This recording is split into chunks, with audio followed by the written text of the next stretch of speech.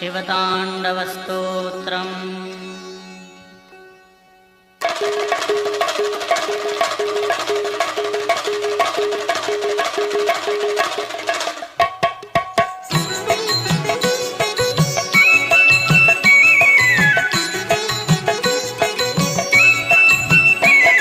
जटाटवीकलज्जलप्रवाहपावितस्थले कलेवलम्ब्यलम्बिताम्बुजङ्गतुङ्गमालिकां डमड्डमड्डमड्डमन्निनादवड्डमर्वयम् चकार चण्डताण्डवं तनोतु नः शिवः शिवम्।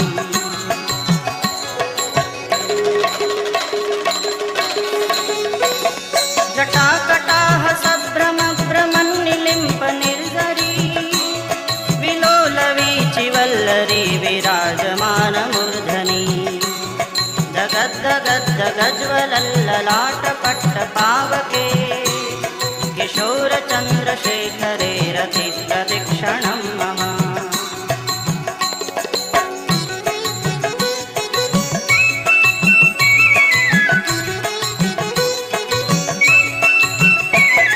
धराधरेन्द्रनन्दिनी विलासबन्धुबन्धुर स्फुरद्दिगन्तसन्ततिप्रमोदमानमानसे कृपाकटाक्षधोरणी निरुद्धदुर्धरापदी क्वचिद्दिगम्बरे मनो विनोदमेतु वस्तुनि।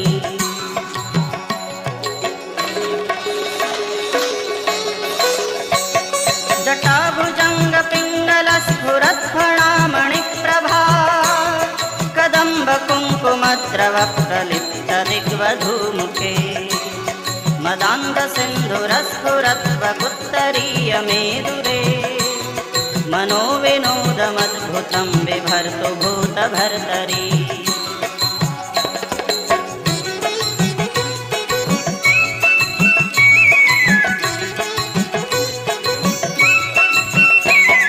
सहस्रलोचनप्रभृत्य शेषलेखशेखर प्रसूनधूलिधोरणी विदूसराङ्घ्रिपीठभू भुजङ्गराजमालया निबद्धजाटजूटकः श्रियै चिराय जायतां चकोरबन्धुशेखरः।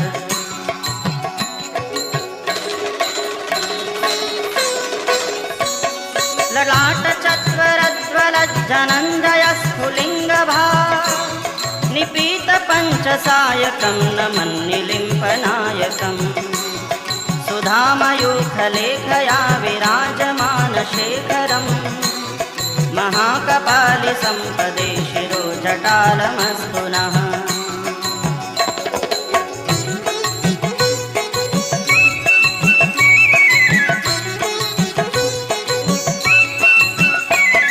करालभालपट्टिकाधगद्धगद्धगज्वल धनञ्जयाहुतिकृतप्रचण्डपञ्चसायके धराधरेन्द्रनन्दिनी कुचाग्रचित्रपत्रक प्रकल्पनैकशिल्पिनी त्रिलोचने रतिर्मम।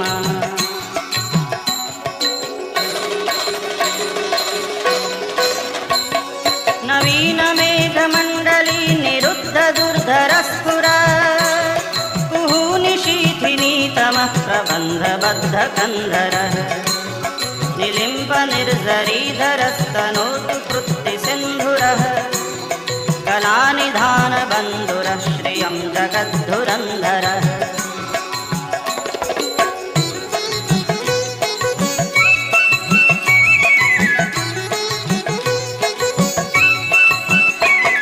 प्रफुल्लनीलपङ्कजप्रपञ्चकालिमप्रभा वलम्बिकण्ठकन्दलीरुचिप्रबद्धकन्धरं स्मरच्छिदं पुरच्छिदं भवच्छिदं मखच्छिदं गजच्छिदान्धकच्छिदं तमन्तकच्छिदं भजे।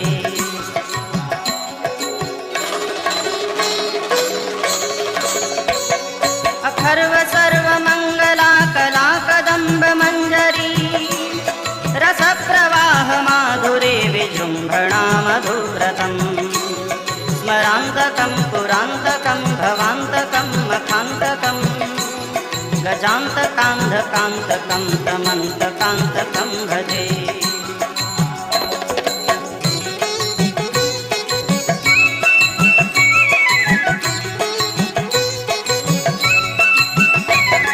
जयत्वदभ्रविभ्रमभ्रमद्भुजङ्गमश्वस विनिर्गमक्रमत्स्फुरत्करालभालहव्यवा धिमिद्धिमिद्धिमिध्वनन् मृदङ्गतुङ्गमङ्गल ध्वनिक्रमप्रवर्तितप्रचण्डताण्डव शिवः।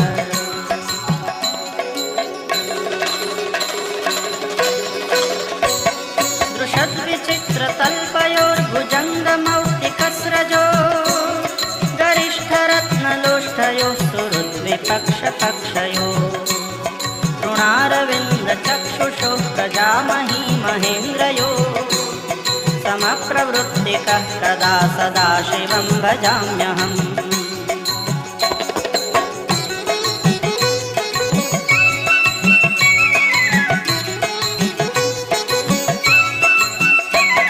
कदा निलिम्पनिर्झरी निकुञ्जकोटरे वसन् विमुक्तदुर्मतिः सदा शिरस्थमञ्जलिं वहन् विलोललोललोचनो ललामबाललग्नकः शिवेति मन्त्रमुच्चरन् कदा सुखी भवाम्यहम्।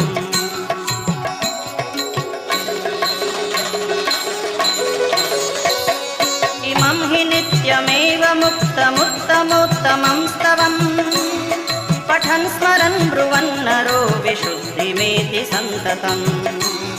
हरे गुरौ सुभक्तिमाशु याति नान्यथा गतिम् विमोहनं हि देहिनां सुशङ्करस्य चिन्तनम्। पूजावसानसमये दशवक्त्रगीतम् यः शम्भुपूजनपरं पठति प्रदोषे तस्य स्थिराम्रजगजेन्द्रतुरङ्गयुक्तां लक्ष्मीं सदैव सुमुखीं प्रददाति शम्भुः। इति श्रीरावणकृतं शिवताण्डवस्तोत्रं सम्पूर्णम्।